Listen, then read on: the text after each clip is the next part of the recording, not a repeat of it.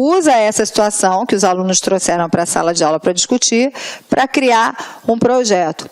Eles foram fazer pesquisas e várias coisas, e uma das etapas do projeto, uma das questões que eles definiram, é que esse era um assunto que precisava ser discutido em todas as turmas. Então, eles prepararam teatro, apresentavam a pecinha curtinha, enquete em cada sala, discutiam com os alunos, e com isso, essa turma começou a criar uma consciência na própria comunidade, naquela própria escola.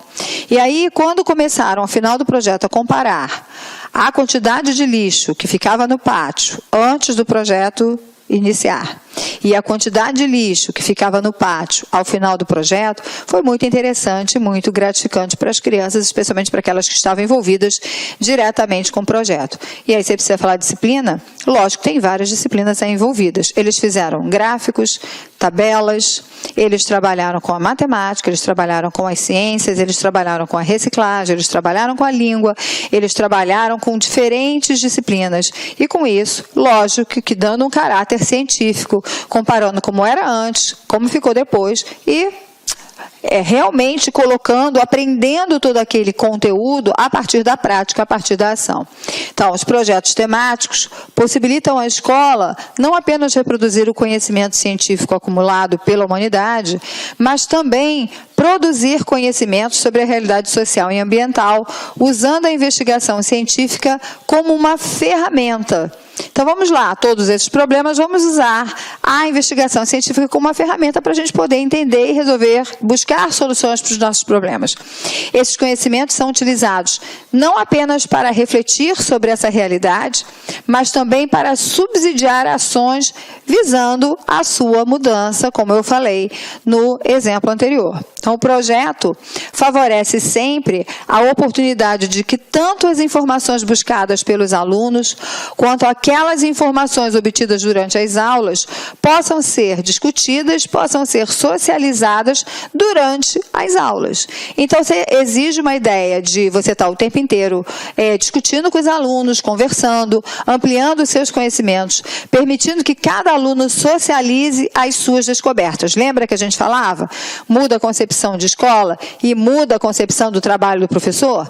Com certeza, o trabalho do professor passa a ser outro. Não é mais aquele trabalho que a gente está acostumado a ver, aquele que a gente passou na escola, que tradicionalmente o aluno senta e o professor fala e dá o seu recado.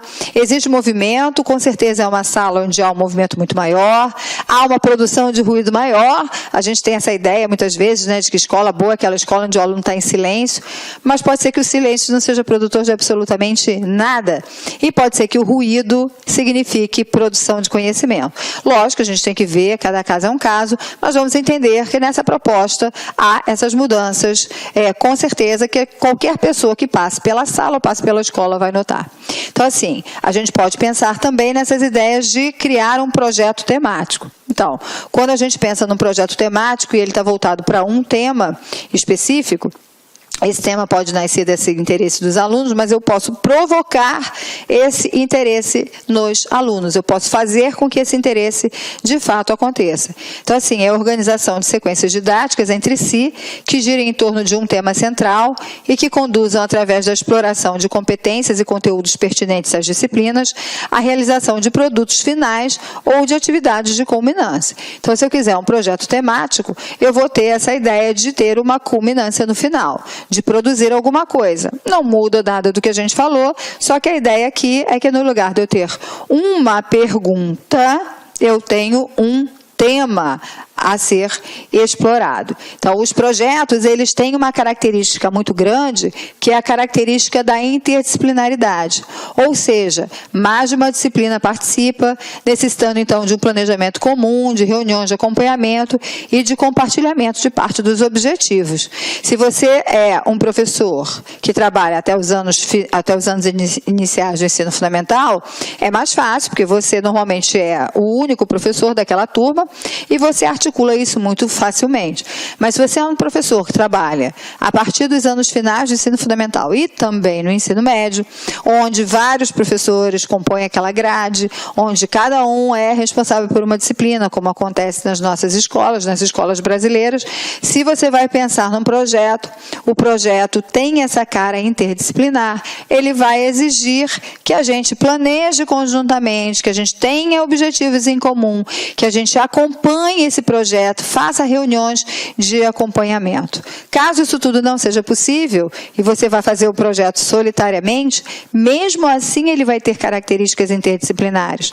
Mesmo que você esteja trabalhando um tema específico, ele vai ter características. Vou dar um outro exemplo para vocês, tá? Essa é uma escola no Rio de Janeiro, mas de alunos de anos finais do ensino fundamental. E o professor estava trabalhando com eles a chegada da família real ao Brasil. Então a gente sabe, né, o estudo da história aponta isso para a gente, quando a família real chega, várias modificações culturais começam a acontecer no Brasil. E essa era uma turma composta, na sua maioria, de meninas.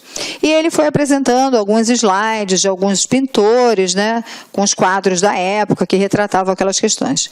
E as meninas nessa turma ficaram extremamente interessadas com as roupas que aquelas pessoas, que os portugueses usavam vindo para cá, o calor e aqueles vestidos, aquelas roupas pesadas, tudo mais. E ele dando aula de história e o tema das roupas toda hora vindo a cada aula, conforme ele ia seguido com um conteúdo, a questão da roupa, do vestuário sempre presente. Então criaram um projeto.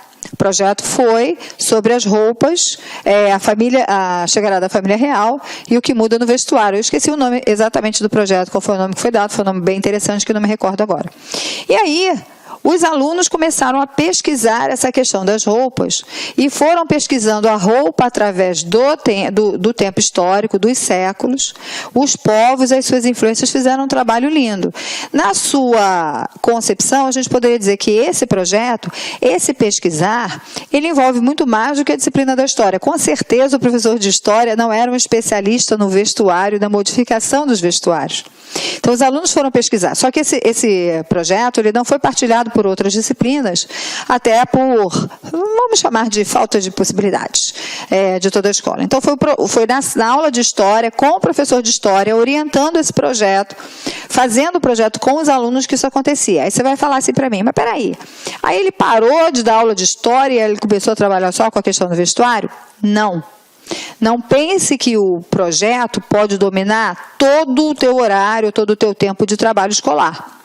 Você precisa reservar tempo na tua carga horária, um tempo específico para que o projeto possa ser elaborado. E dali, você, no restante do tempo, continua o trabalho que você precisa fazer, continua o trabalho que você vai fazer. Mas, voltando à ideia da interdisciplinaridade, aquele trabalho foi um trabalho que trouxe conhecimentos de outras áreas, muita coisa da literatura, muitas questões sobre a Europa, como é que acontecia, por que a roupa era assim, por que era assado, muitas questões sobre a higiene, e a gente poderia entrar até nas questões das ciências, né? Mas nas questões da higiene, da saúde, e dessa forma o projeto foi construído. Então é sempre uma oportunidade muito interessante e tem sempre esta marca interdisciplinar. Então olha só, que princípios pedagógicos estão subjacentes então a esses projetos que a gente está falando, tá? Então primeiro, conhecimento é uma ferramenta de compreender e de intervir na realidade. Você aprende, você tem acesso ao conhecimento para quê? Você tem acesso para que você possa compreender a tua realidade, mas que fundamentalmente você possa intervir nela. A aprendizagem não se resume à memorização dos conteúdos conceituais, mas é sempre um processo global. Se a gente quer memorização, a gente não está mudando a nossa prática. Memorização nada tem a ver com projetos. Os problemas a serem enfrentados devem determinar os conteúdos a serem trabalhados. Portanto, os conteúdos devem ser tratados como meios de ampliação da formação dos sujeitos, das suas competências, e não como fins em si mesmo, como a gente já tinha falado lá, né? Então, aquele assunto, aquele conteúdo serve para formar, para ampliar todas as competências dos alunos. É necessário a implicação do sujeito do conhecimento na sua situação de aprendizagem, e o projeto faz isso muito bem, porque cada aluno está implicado na produção daquele conhecimento conhecimento. Cada aluno está implicado na pesquisa, então ele não está passivo, ele não está esperando que um conhecimento seja produzido por alguém e depois doado. Necessidade de formar um ser na sua integralidade, aprendendo a aprender, aprendendo a fazer, aprendendo a ser, aprendendo a viver junto, dentro de um senso ético e de responsabilidade. Hoje, o nosso aluno, as demandas sociais exigem que o aluno tenha esse tipo de postura. Ele tem que aprender a aprender, ele tem que aprender a ser, ele tem que aprender a fazer, ele tem que aprender a conviver, tem que aprender a viver junto. Então, o projeto é uma grande experiência, um grande laboratório para que essas coisas possam, de fato, acontecer.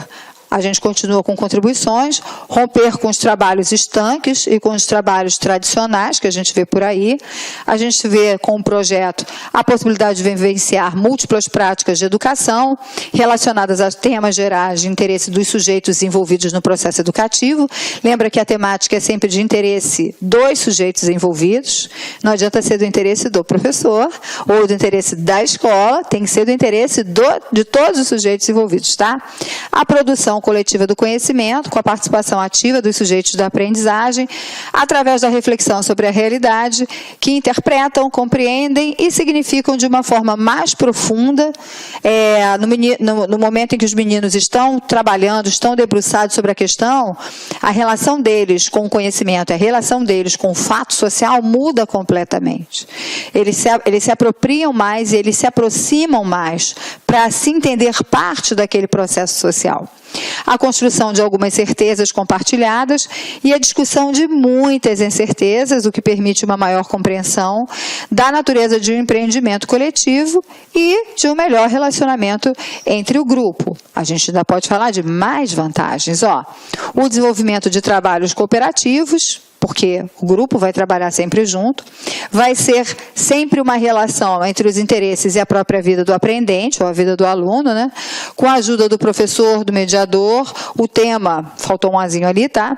Inicial torna-se, então, um trampolim para um avanço progressivo da aprendizagem, aprofundando os conhecimentos. Então, isso é sempre o tema.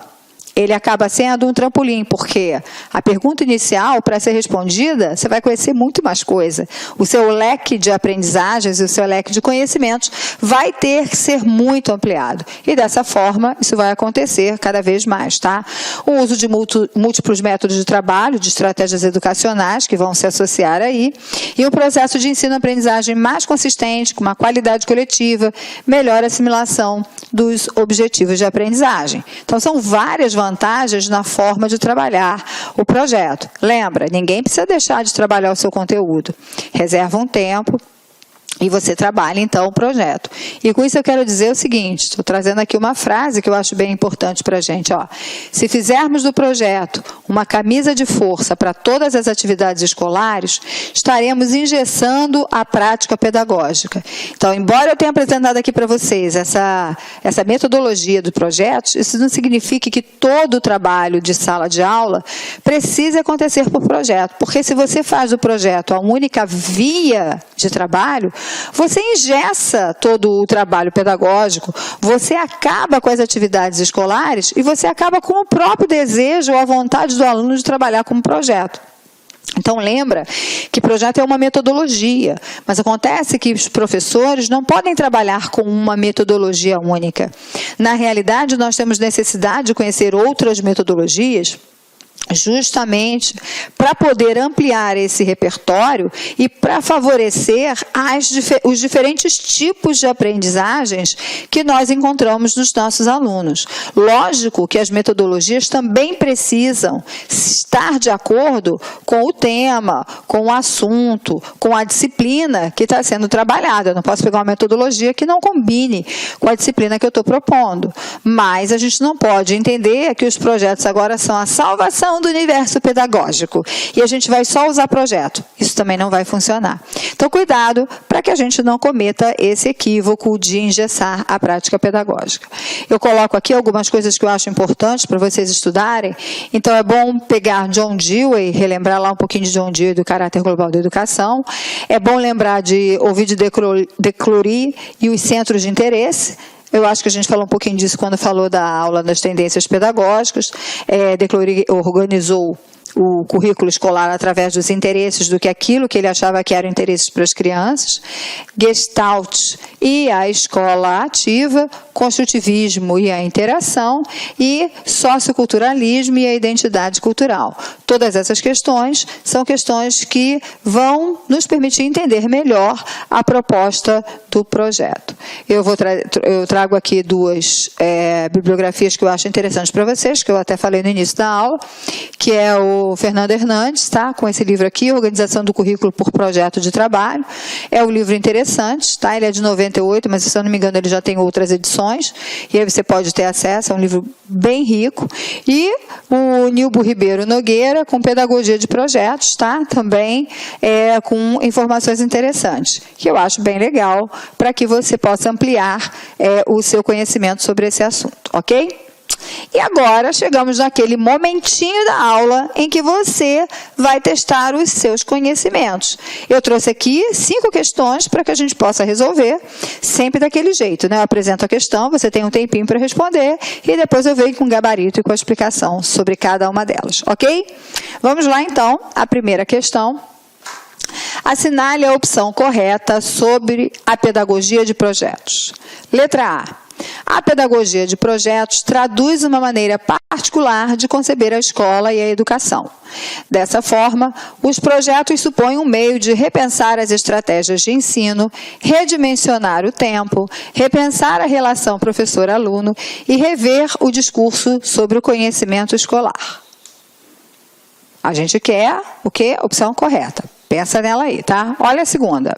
A pedagogia de projetos traduz uma maneira particular de conceber a escola e a educação. Dessa forma, os projetos supõem um meio de reforçar as estratégias de ensino, redimensionar o tempo, repensar a relação professor-aluno e prever eficácia no conhecimento escolar. Letra C. A pedagogia de projetos traduz uma ferramenta tecnicista de conceber a escola e a educação. Dessa forma, os projetos supõem uma estratégia de buscar resultados de forma efetiva. E, por último, a pedagogia de projetos traduz uma maneira particular de conceber... Meus amigos, minhas amigas, inicialmente eu quero pedir licença para vocês, pois interrompi seus estudos, mas essa videoaula que você está assistindo aqui no YouTube é uma videoaula demonstrativa para você conhecer as potencialidades e conhecer o nosso produto do site Lá Concursos.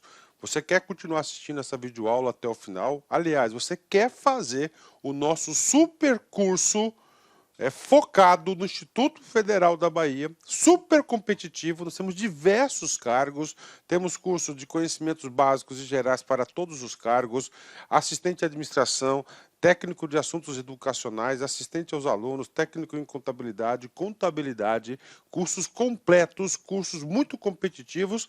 É muito simples, é só você entrar em contato com uma das nossas atendentes aqui da Lá Concursos, que eu tenho certeza que você não vai se arrepender. Tá certo, meus amigos? Então, espero vocês no site Lá Concursos. Um forte abraço, fique com Deus. Tchau, tchau.